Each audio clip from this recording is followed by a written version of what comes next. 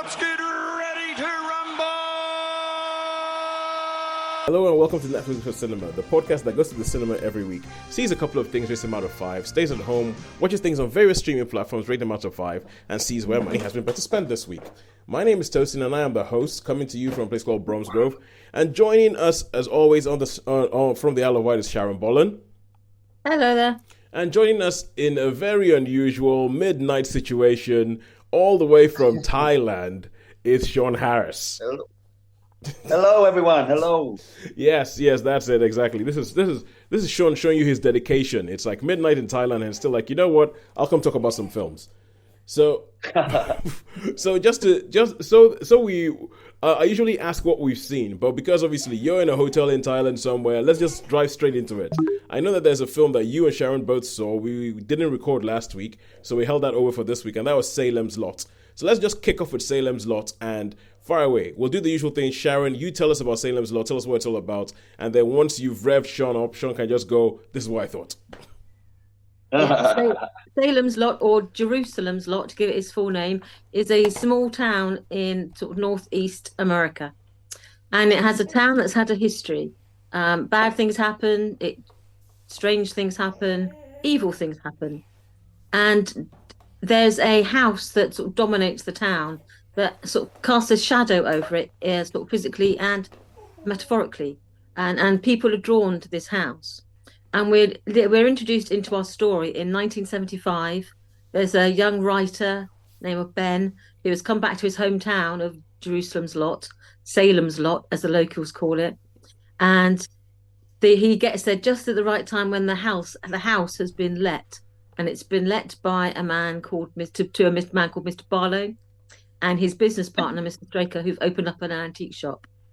And it just happens that, without giving any spoilers away, Mr. Barlow is a vampire. And uncanny things start to ensue emanating from this house.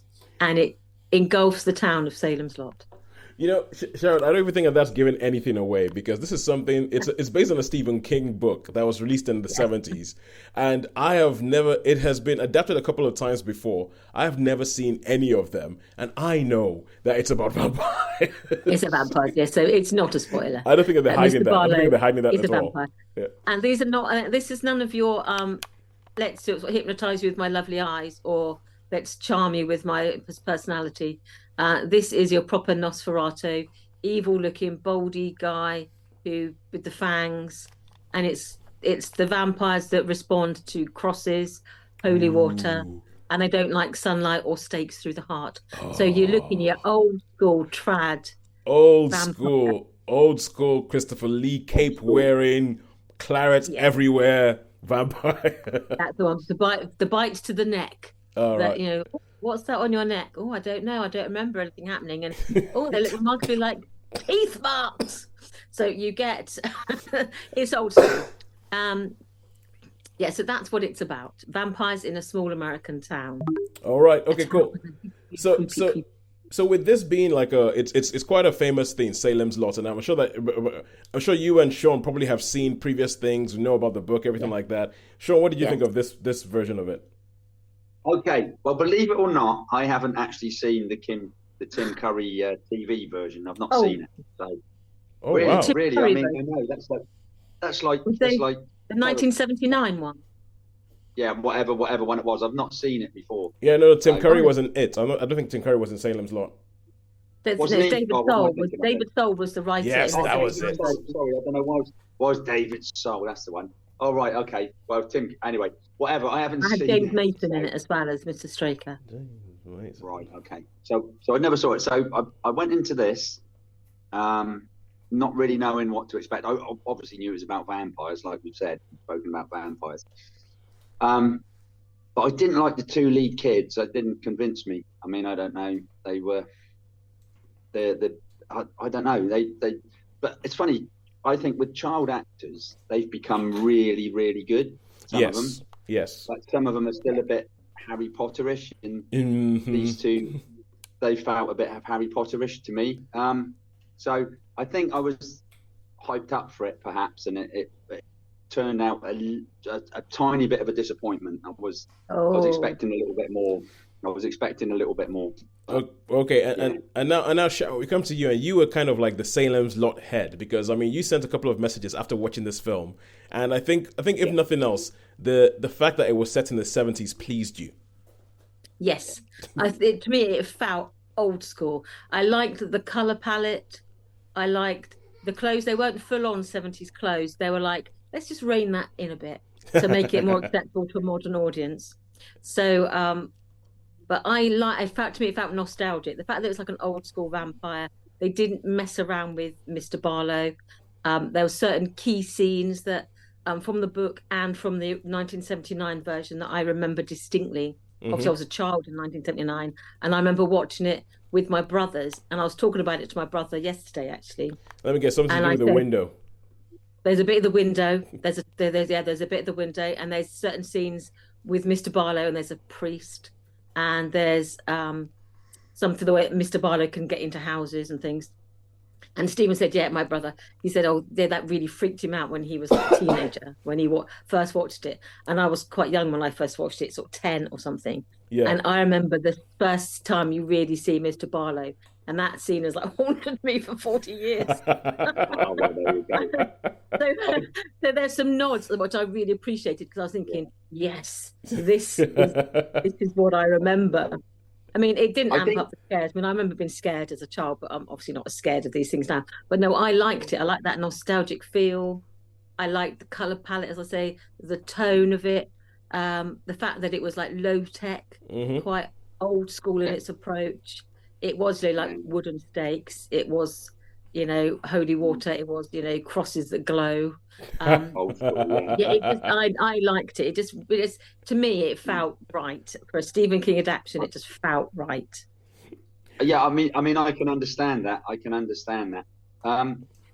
What you're saying, Shaun. I think what it was because of the things you wrote. It was like I was. Oh, you're expecting? Like sometimes. I mean, I always have this problem. I think when you say people about you like things or something, and it can be built up so much that it becomes a little bit. Do you know what I mean? So I was thinking, and I was picturing 70s cars and stuff, and yeah, it was. But I mean, I'm not saying I disliked the film. I'm just saying it was. I think it didn't quite have the same impact on me that it probably had on you. Maybe if I'd have seen the TV series, it might have done. Yeah, because it would. Yeah, I remember.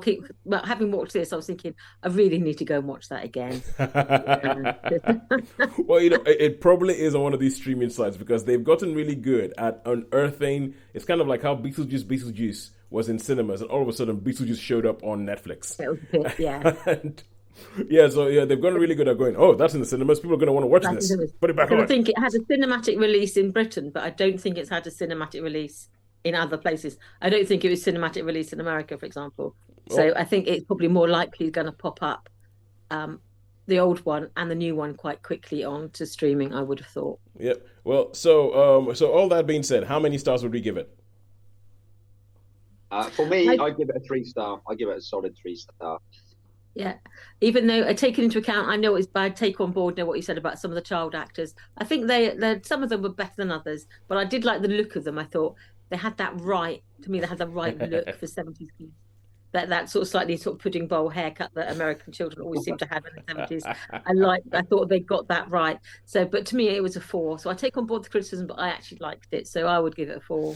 Okay, yeah, so I can see why. Okay, that is 4 stars. Oh no, 3.5 stars, I guess, for Salem's Lot. 3 from Shaun, 4 from. All right, cool. So Shaun, I think you also had a different man from last week. Yeah, different man. Oh yeah, I could do that quickly. Yeah.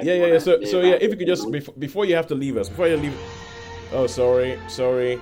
Come on, the man came from Thailand. Can't you just give him some time? Oscar people trying to play him off the stage. All right, cool. So if you can give us your thoughts about A Different Man. Different Man. I saw this in Bournemouth before I was going to go away, so it was one of the like you said, it's one of the art cinemas, and basically it's the story. It starts off, this man's got this disease, and he's sort of a budding actor, so he tries out. He's got a part in an advert for a company. But then they saying, we've got this cure thing that could help you out, and it basically does. Is one where he has like tumors all over his face, right? Exactly. So he sorts that out, and it all like over a couple of days, it all comes away, and he becomes quite decent looking. You know what I mean? And he goes out. Then he ends up looking like the Winter Soldier, like Sebastian Stan. Yeah, he does indeed. And he's got like there's a neighbour that looks in his block of flats who's written a play about sort of thing, and he starts to have a little bit of an affair with her, and he's playing the part in this play, and then the chap turns up with the same facial disfigurations, and they say to him, "Oh, you're ideal for the part." And all of a sudden, this chap with all the facial disfigurations that's turned up, he starts becoming a bit of a celebrity, and so the Sebastian Shaw character starts to feel a little bit sidelined and a little bit upset, and he gets really, really upset about things.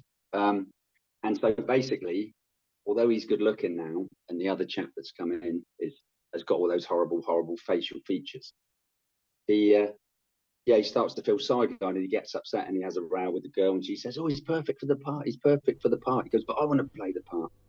And you had this part for me. Yeah, but he's got the proper. Because he's still got the condition. Yeah.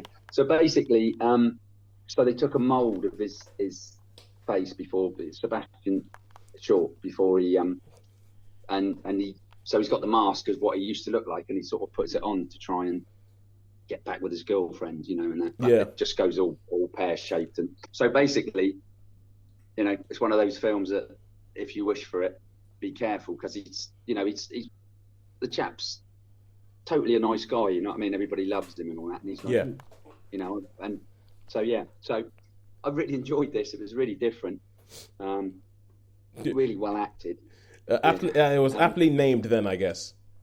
Yes, it was aptly named. And I think Sebastian Shaw put in his Sebastian Stan. From what I could see with the credits. Sebastian Stan, sorry. Sebastian Shaw is someone different. Yeah, he was an actor, wasn't he? Was he? I think because the way you said Sebastian Shaw, and I was like thinking, wasn't he the bad guy in X-Men First Class? The character played by Kevin Bacon. He was. Yeah, he was. You're right, with the little. Yeah. So I don't know where that. Yeah, with the helmet. Yeah. No, I thought this was a pretty good movie. As I say, it wasn't a lot of money put on it, and the actual guy who's got the facial figuration. Yes. Was reasonably good as an actor, and he seemed quite natural and quite. He like that in real life. Yeah. Yeah, he's actually a good actor. He's actually a very good actor. I'm trying to remember his name now. Adam something. I'll remember. You keep talking. Tell us your star rating. Okay, so the star rating for this, it would probably have to be a 4, because it was sort of quite compelling. And I mean, there's a scene where he's got the mask on, and he's sort of, shall we say, in a passionate, or they're in a passionate, him and his girlfriend, they're in a bit of a passion. He just put the mask on. Oh, so wow. He goes, really? So that's another sort of dimension to. Everything I've heard about this film, when you had a Charlie Kaufman film, and Being John Malkovich or something like that, where it's just all a bit weird, and everything I've heard about this film sounds like it's all kind of like that, kind of a little bit weird. It's like it's weird, very weird. Yeah, like different layers of like meaning and stuff like that, and just sort of mind-bending situations that. Okay, he's got this thing that makes him look better, but now he actually wants to get his face back, it sounds good. So I'm glad to hear that. I'm glad to hear it's a 4. I'm glad to hear that, because it's not one that I can find around me, but I'm hoping that at least get to see it when it comes on streaming. Yeah. All right. Yeah, as I say, it's worth a watch. All right, man. So I'm gonna actually leave. I'm going to actually leave you guys, because I've got to go diving in the morning. I've got a dive booked, and I'm getting picked up at 8 o'clock. So you do it, Sean. It's kind of like one of those things. It's like, oh, go away. Just go away. Go away, Sean. It's like tonight, live all the way from Thailand. It's Sean. Thanks so much for joining us, Sean. Enjoy the dive tomorrow. Okay, guys. Have a good one. Right, yeah. Bye. See you later. Bye. So I guess now it's time for us to make a belated jump across to Netflix and Friends. And let us kick off talking. Let me see what happens in the next thing. Yes, Sharon, tell us about Woman of the Hour. Woman of the Hour. Yeah, this is a Netflix film directed and starring Anna Kendrick. I believe it's her first film as director. It's a directorial debut. Yeah. Yeah, and the premise of the film is that she plays a young actress called Cheryl, or age-appropriate actress. She's the same age as Anna Kendrick. Yep. Who's moved to Los Angeles to sort of pursue her career, and it's not really going very far. And she gets offered a chance to be the woman on the dating show. It's called, I don't know what it's called. It's called something I think it's actually called The Dating Show. The dating show, the equivalent of what in Britain was like Blind Date. Yes, the exact same format. Yeah. And then you have the 3 bachelors, and it's like, okay, question for bachelor number 1. What would you do? And so she has these 3 bachelors there. And what she doesn't know, but what we know as the viewer, is that bachelor number 3 is a serial killer. It's no surprise to the viewer, because we have seen his double life. Even before the credits, you see him commit this sort of ghastly crime. Yeah. And he targets sort of young single women who may be a bit isolated. So it's people who live on their own. Yeah. And one of his victims, like an air hostess, another one has recently split up with their partner, having gone traveling. They're people that are not easily missed, or they're not missed immediately. Yeah. So that if they don't show up for a while, it's not going to trigger any alarms.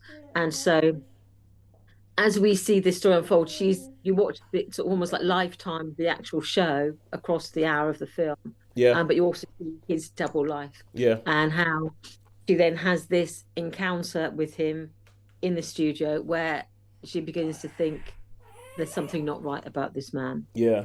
And we see it as the story unfolds, some of his crimes and what ultimately led to his fate. Well, yeah, because it's based on a true story. Like based on a true story. This actually happened. These characters existed, and this serial killer did go on a dating show in his 70s, right? 1970s, yeah. Yeah. Okay, cool. So we know that all actually did happen. And excuse me while I have to go throw some chicken at the child. So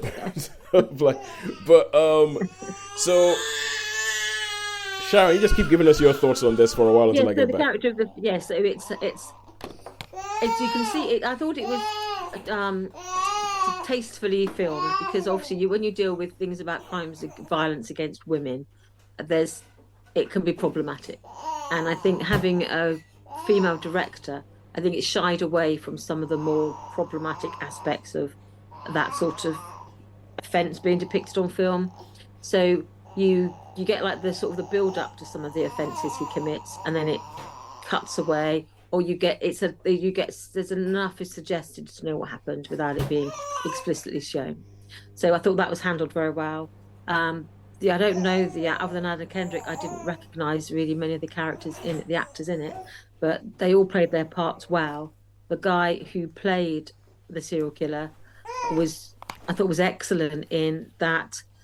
You first meet him and you think he's quite innocuous, but then there's something a bit off, and then there's an expression in his eyes that just turns, and you sort of really are like, whoa, yeah, there's something off with this guy. So I thought, it's handled very well. Good like period piece again. 1970s. They got the look of the 70s, and without the excesses of the 70s fashions and things. So they kept it trendy rather than the hideousness of the nylon outfits. So it's a good week for the 70s in that. So like it's not like a caricature of the 70s. No, but you could tell if you actually went back to the 70s, people would have looked much uglier. The clothes were much uglier than people. They choose the nicer garments. They sort of shy away from the highly flammable garments that I'm sure most of them were wearing. Well, the rayon, the rayon, and some of the colours were like toned down for the modern eye.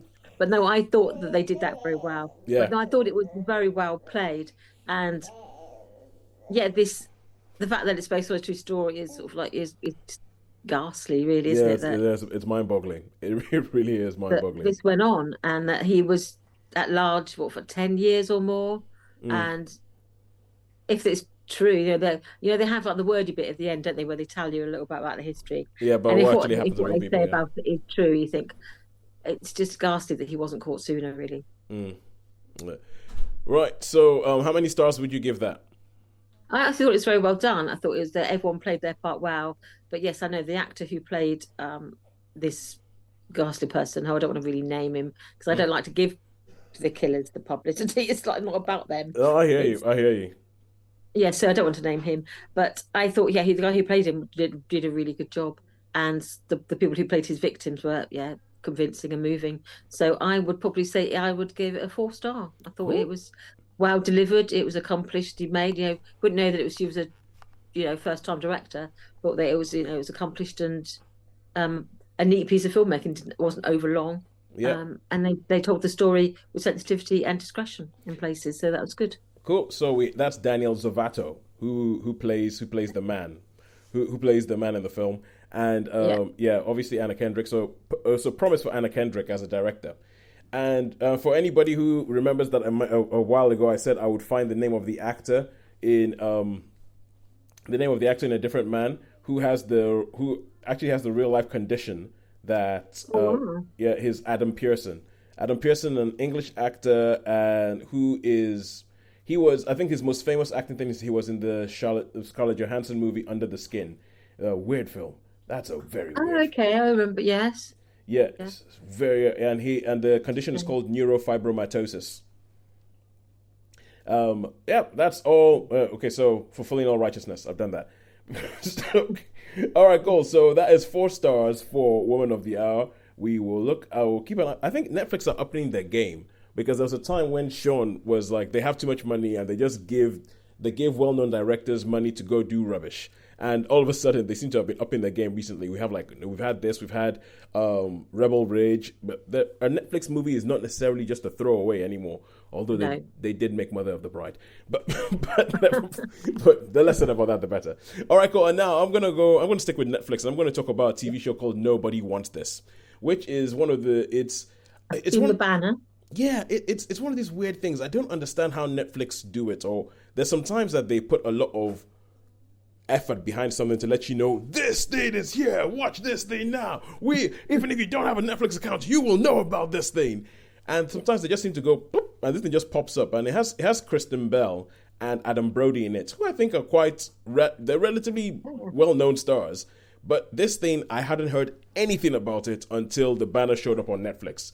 And I was like, hang on. It's like recently added. It's just like, recently added. Exactly. And it was the thumbnail, and you go, what's that? I didn't even see a coming soon. There wasn't even a coming soon. No. All I saw was just a boom. This is here. Would you like to watch it? I'm like, it's got Kristen Bell and Adam Brody. They are watchable. They're very watchable. They are good. Yeah. I will give this a go. And so, excuse me. That time of year, especially when you have kids. So the whole idea behind this is that you meet Kristen Bell, and she plays a character called Joanne. And she has a podcast with her sister called Nobody Wants This, all about their dating madness in modern day LA. About they went out for this guy, this is why this went wrong, this is what this person said, this is why this wasn't work, this is why it didn't work. And the whole purpose of is just them being really, really honest about their love lives and I guess sex lives as well. And you meet Adam Brody, and Adam Brody is a very young rabbi in an LA synagogue who is referred to by the, like, shall we say, the teenage girls in his congregation as hot rabbi. and so the Nobody Wants This of the title is the fact that they meet and they get attracted to each other. But like, he's a rabbi, and they use this word quite liberally in this TV show. She's a shiksa, which apparently is a Jewish a word used by Jewish people to mean non-Jewish woman. And the way they use it sometimes, obviously not being Jewish, I can't tell, but the way they use it sounds like they use it quite derogatory. Okay. Derogatorily, I don't know. They use it as a bad word. Like, for instance, the first episode ends with the word Shiksa, said in a very kind of like, oh my God, we let one of them in the house kind of way. And so it goes over 8 episodes. It starts going into the whole thing about what would be the ins and outs of a rabbi who has designs on being the head rabbi of a synagogue. What would be the designs on him dating? It's kind of like, like two worlds crash, opposites attract kind of thing, because he's a rabbi, he's quite devoted to it, but he's obviously quite attracted to him, she's quite attracted to it. And it goes into this whole thing where, and I know that it's whenever you're talking about anything to do with Judaism or anything like that, especially in the world as it is nowadays, it's very easy to sort of stray into this thing where people start. I mean, we had a recent thing where on YouTube you made some comments about a film, and there've been people who have been like just coming up going with like pitchforks and like torches, pitchforks and torches, and so it's hard to say it, but the way they do it, like, it's when you have a group of people, and they are very, very exclusionary. What's up? No, I feel like I wanted to say the comments I made were not about the Jewish people. Oh no, they were not about Jewish people. Comes after me for that. They were no. The comments Sharon made were not about Jewish people. Okay, cool. So I'm the one who's about to make some comments about Jewish people. and the thing is that, but when you have this this group of people, you have a group of people, and they're kind of there's almost exclusionary, and they sort of say, oh, anybody who's not within this group is not welcome.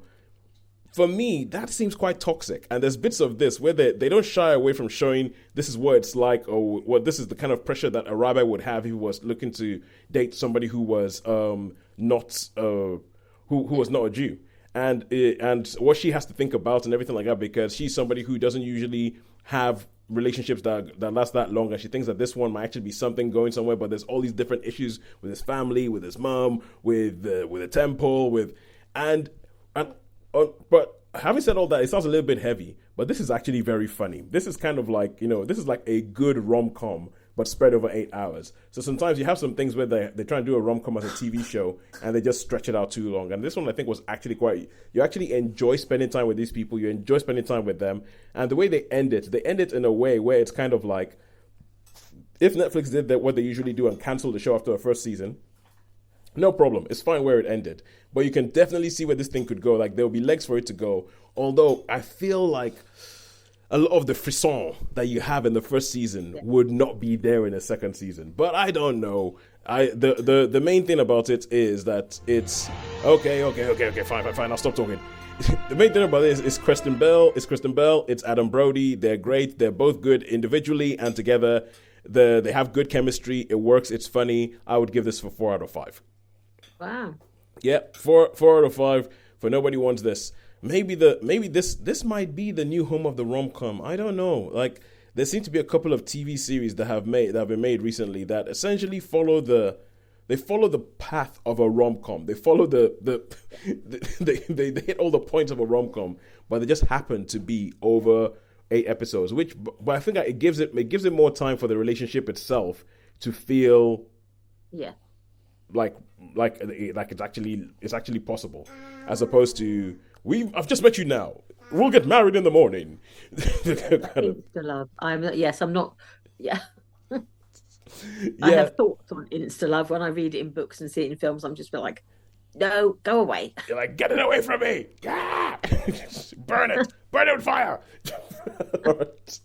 Oh, cool. Oh my, okay, it's me again now because we're going back to cinema. I thought I'd sorted this out. So actually, you know what? I'm going to let you talk. Let's stick with Netflix. This is all over the shop anyways. So let's stick with Netflix. And tell me about Uglies. Uglies. Right. I'd never heard of this before, though I understand it is based on a young adult book. It is a future world, a post-apocalyptic dystopian type world, where people are sent away into schools at a young age, at the age of 8 or 7 or 8, and then they're sort of raised in the culture of their world now. And the world is that in the past, our present, the world went to hell in a handbasket, to use the expression. Yeah. Global warming, catastrophe, wars, disasters, decimated the world's populations. Those that survived decided that we can't carry on the way we have been, and that if we can eliminate things like envy and greed and malice from the world, then you'll have a much happier society. Yep. And one of the ways they decided to eradicate envy and jealousy and all these other sort of things is to basically at the age of 16, when people are in sort of reach their maturity, they'll be inducted into society, and part of that is by being beautified. Yes. They're being made all prettified, or they become pretty. And before the age of 16, they're regarded as being uglies, because you grow up in all your sort of natural flaws and imperfections. Puberty. Yeah, you may have a big nose, you may have differently shaped eyes, you may have bad skin, whatever. But when you hit 16, you go through the procedure, and then you come out your best self. You're perfect in every way. Yeah. And then so far so good. And then we meet our protagonists. They're two young people who are on the cusp of their 16th birthday, and they are sort of wanting to find out what's happening. And so it's a bit like the Wizard of Oz, where they sort of, before they have their own transformations, they get to see behind the curtain a little bit, and they realize that things are not quite as they seem. Yeah, I was getting real Logan's Run vibes from this film. Yes, there's a little bit of Logan's Run about it, definitely. And outside of their community, there are a group of people who have rejected this culture, and they're trying to live outside of this, and they live hidden in an area of the wilderness called the Smog.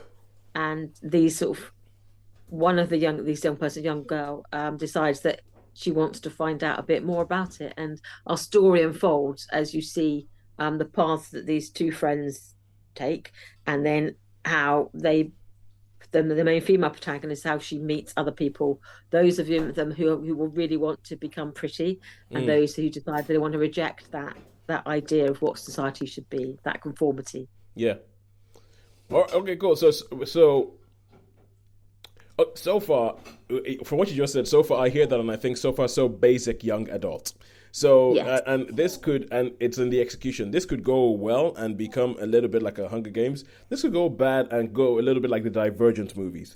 And the Divergent movies for me are like, they are the nadir of like young adult films. Like, I hate those things.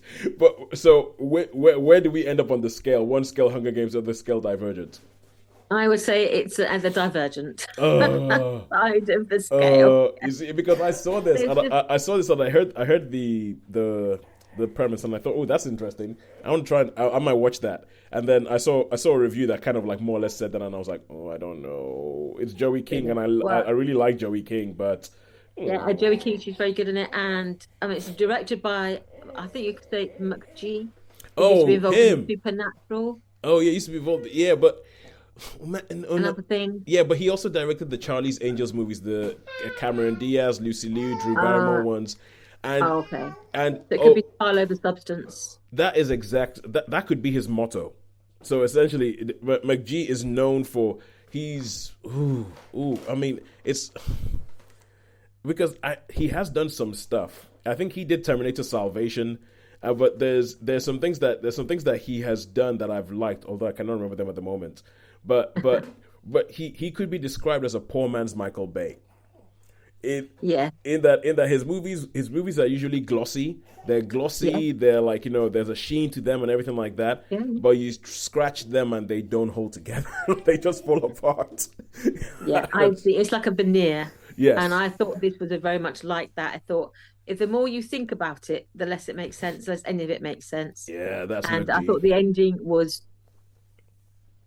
trite. Yeah, quite frankly. Yeah, and there are some things I just didn't believe. I know we're talking about dystopian young adult fiction here, so its believability is not. But it's got to be. There's got to be some emotional truth to it. Yeah, there's got to be something to it. There's just some sort of silly things, and I didn't really think the special effects were that great. They have like these hoverboard things, and I didn't believe them at all. I don't believe that science, and I don't believe that you would be capable of doing those things. So, do you remember the final Pierce Brosnan James Bond film, Die Another Day? Do you remember that there was one particular scene in it, which is like a sort of like a windsurfing scene? Yeah. Was it as bad as that? Yes. Oh God. Oh God. There's just things you're thinking, no, you're defying the laws of Oh physics God. here. Because I remember seeing that scene. I remember seeing that scene in the cinema, and that was the moment where I thought, okay, Pierce Brosnan might be done as Bond. He might be. I just remember seeing that thinking he might be done as Bond because that scene was atrocious.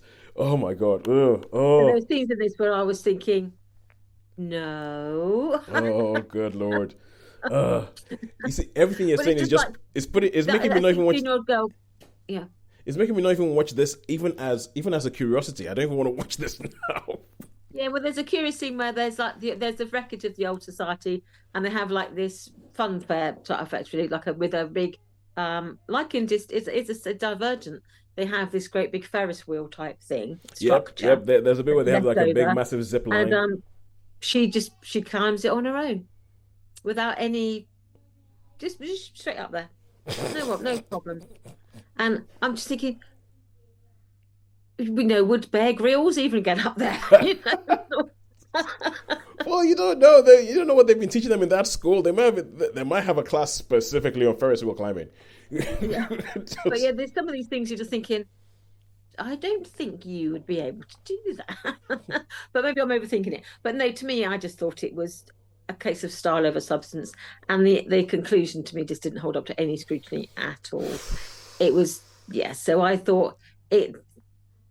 But that's pretty much what you go to a McG film for. But how many stars would you give this one?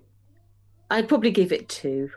2 stars. 2 stars for Uglies. And the big question is, has that sunk Netflix below the line? Can Netflix recover from that 2-star rating? And now, I don't know about that, man. We'll find out at the end. But let me just tell you that The Wild Robots, which is the film I'm going to talk about that I saw in cinemas, and this is a film that I spent a large part of watching this film going, this is going to be a 5-star.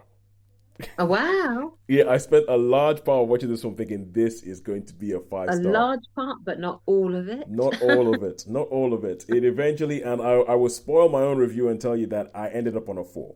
Okay. But honestly, Sharon, you know how I usually tell you that, okay, things are animated and you hate things that are animated and anything like that? And I usually say, if you see one film, this one I think you'll actually like.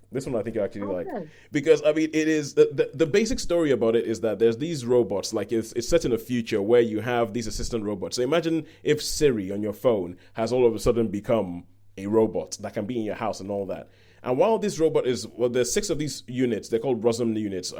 They're being shipped. As they're being shipped to a destination, they get to a shipwreck and they crash on this island, in which there's no humans. There's no humans on this island, just animals.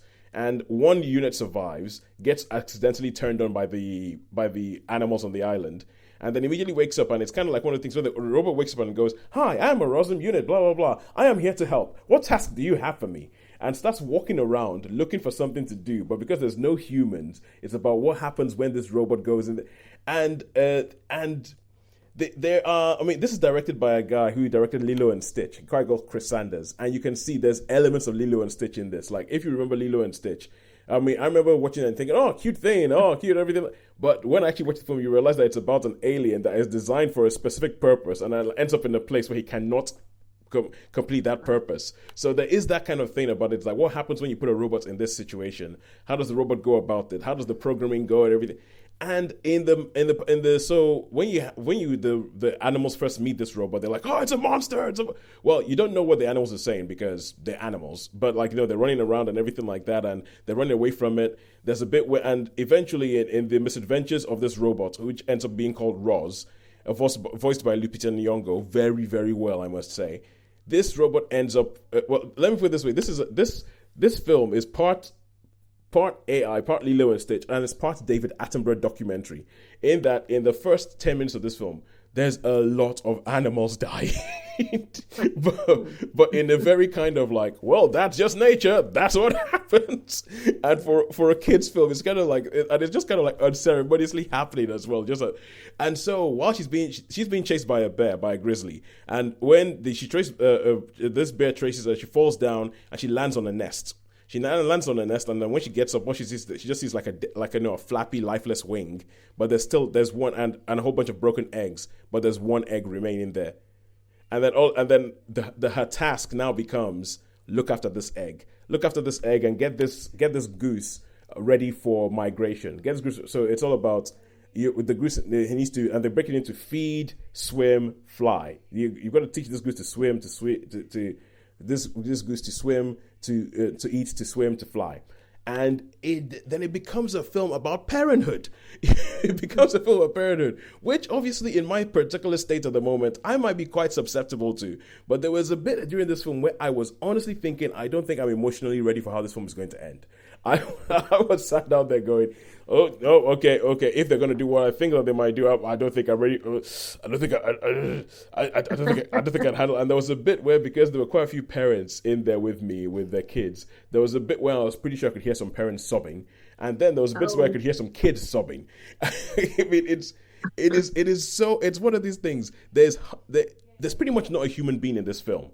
There's no human character in this film. Yeah. And it pulls that wonderful trick that something like Toy Story 3 did, where there's a bit where you are sitting down there and I mean, most people would admit to the fact that they're crying. They're crying when there's a bit in the furnace in Toy Story 3 and you're crying. And this has that same kind of effect where you're crying at this robot talking to this bird and this fox and everything like that.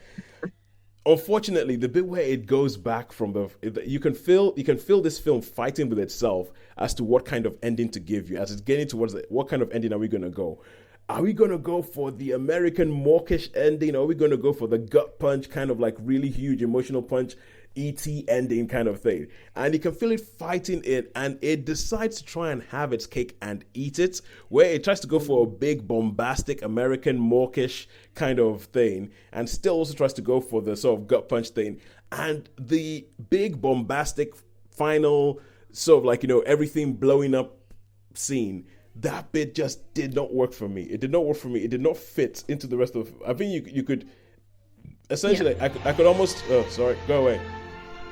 I know it's based on a book. I don't know exactly how close to the book it is, but I could feel like a studio person sitting down there going, "Well, we need to have a big thing in the final thing. Yeah, something's gonna blow up. What's gonna happen? We'd like to know, where's the spaceship? You could almost feel that, yeah. and the ending of the bit was kind of like, I was going, oh no, you're ruining it. What? Then what? But if you did that, you wouldn't have did that anyway. So you could just have cut out those 10 minutes.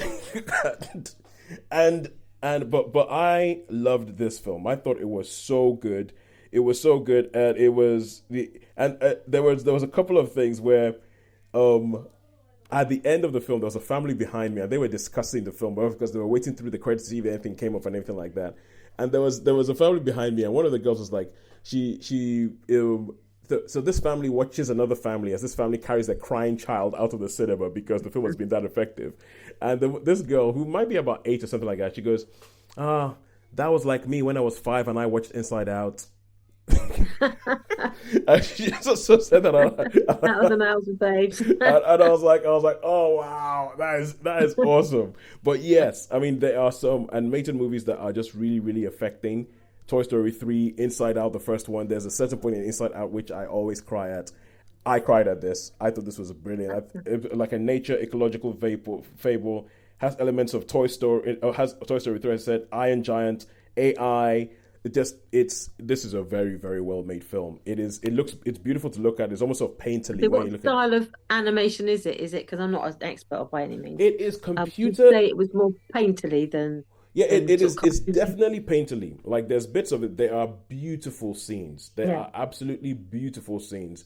There's beautiful scenes of of birds. There's one particular one of the geese migrating and all flying together that sticks in my mind. And it's painterly because nowadays they're trying to. There seems to be this move to go away from the sort of, let's say, something like a Minions. Minions, it's animated and everything looks also plasticky and looks like toys come to life running around on screen, where they're mixing different things in. And it started off with I think it was Spider-Man: The Spider-Verse, which is computer animated, but there's bits of it where it looks like a comic, and there's bits where things are moving, but it looks like a moving comic. And so then you had like Puss in Boots, The Last Wish that did that. You had the bad guys that did it as well, where it's almost as if like they're computer animated, but it's as if they've gone over the top of the computer animation and they've drawn with a pencil. And there are bits of this that are like, the natural world that exists in this film is brilliantly rendered, and it has a whole bunch of people, because eventually the animals start talking through a way that actually makes sense. Yeah, that actually makes sense within the way of the film. The animals start talking. And you have like a beaver voiced by Matt Berry, a goose voiced by Bill Nighy. You have Pedro Pascal voicing a fox. But he, as for my money, he's doing almost an impression of Jason Bateman when he voiced the fox in Zootropolis. It's almost exactly the same. It's almost exactly the same character. But yeah, I mean, I said I'll give this a 4 out of 5. I thought this was really good. It could have been a 5. It could have been a 5 if he had just held back on the American bombast, we need a big third act. That big. Yeah. If they'd held back on it, this would have been an excellent movie. As it is, it's just short of excellent for my money. So yeah, that's 4 stars for The Wild Robot. Sharon, trust me, it'll be worth your time. Go watch it. Okay.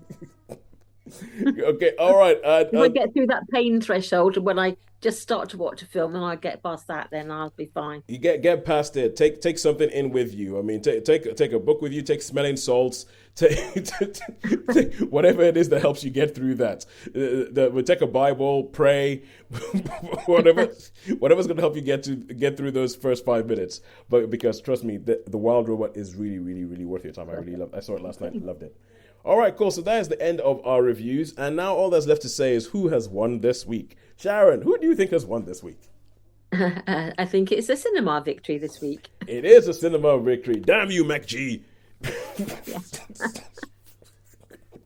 Because until then, it was looking pretty even. It was. Yes, it was. I think actually at one point, Netflix had just moved ahead. Yeah, until that point, it was looking pretty even. All right, cool. So that is it. And until next week, when I have no idea what's going to be in cinemas, I've got an unlimited card now. Yes, because there's an Omniplex cinema. There's not that many of them in the UK. I think they're originally an Irish brand, and they've taken over some of the Empire cinemas. And so they are doing a deal where that's cheaper than any other unlimited card. Theirs is only $11.99 for. Wow. Yes, bearing in mind that in this same cinema to see one film is $10.50, but you can pay. You can spend $11.99. You can spend $11.99 and watch as many films as you want. They have a couple of things like theirs is you can only ever see each film using this card once. So if I wanted to go back and watch The Wild Robot again, I'd have to pay. So yeah, so I'm like, okay, I'm fine with that. I usually only watch things in the cinema once anyway. Yeah. So yeah. So no, it's pretty good. It's pretty good. So yeah, until next week, I'll just see what's on at the cinema, see what's on at my local Omniplex, and go watch that. It's a goodbye from me. And it's a goodbye from me. And you've already had a goodbye from Shaun. Thank you so much for joining us. Yes, come at me on YouTube and tell me how horrible I am for thinking that something in Nobody Wants This might be a little bit toxic. Anyway, bye.